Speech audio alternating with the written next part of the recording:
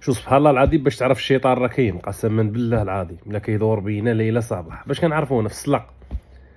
وتخيل معايا كيكون ما عندي ما يدار ومني كنوض باغي نصلي وكنولي نزرب بحال باغي نمشي نطلع فيزا زرب.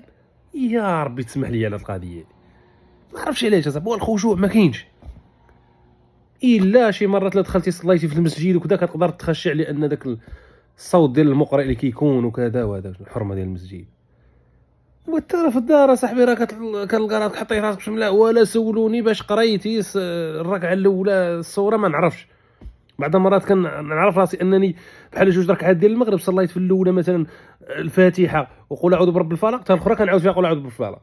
بحال عندي الكيران بحال عندي المشاريع بحال عندي المعامل بحال عندي الملاير ما لاقيش اللي يحسبهم ليا ومشطون عب بوحدي مع راسي. والله العظيم ما عرفتش هاد القضيه اللي بغيت نقول لكم. يا ربي تسمح لينا وتغفر لينا والقليله صاحبي. واش انا غتكونوا نتوما اغلبيه يكون بحالي. بسم الله الرحمن الرحيم كنزرب اصاحبي بحال كنقول مشى البوطه على شي حاجه غتحرق ليا وانا ما كيكون عندي والو.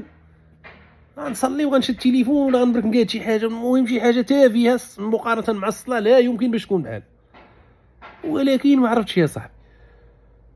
نسال الله الهدايه والعفو يا ربي السلام.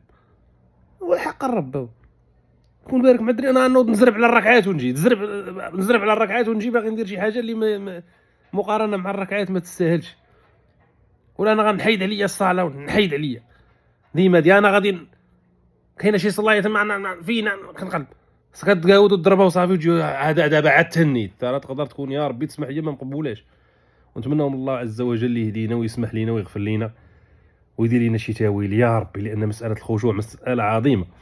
والله لا عطاوك تليفون مثلا كنت كنمونطي في شي فيديو كتلقاني مركز ونقاد في داكشي ديال الدنيا الصوت هنا نقاد شي يسمعوه مزيان.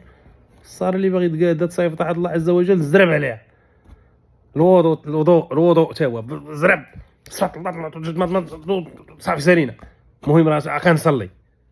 المهم يا ربي تسمح لينا ويا ربي تغفر لينا. والله العظيم الفيديو اللي درتو حيت هاد القضيه كنعاني منها بزاف ديال المرات قليل فاش كيكون الخشوع عندي ماشي مبرزط عبو وحدي. الله يدير شي تاويل الخير والله يصاوب لينا كاملين واللي كيشوف هاد الفيديو الله يجعل ربي يهديه ويعفو علينا ويرحمنا ويا ربي تصاوب هادشي اللي كاين هذا البحر.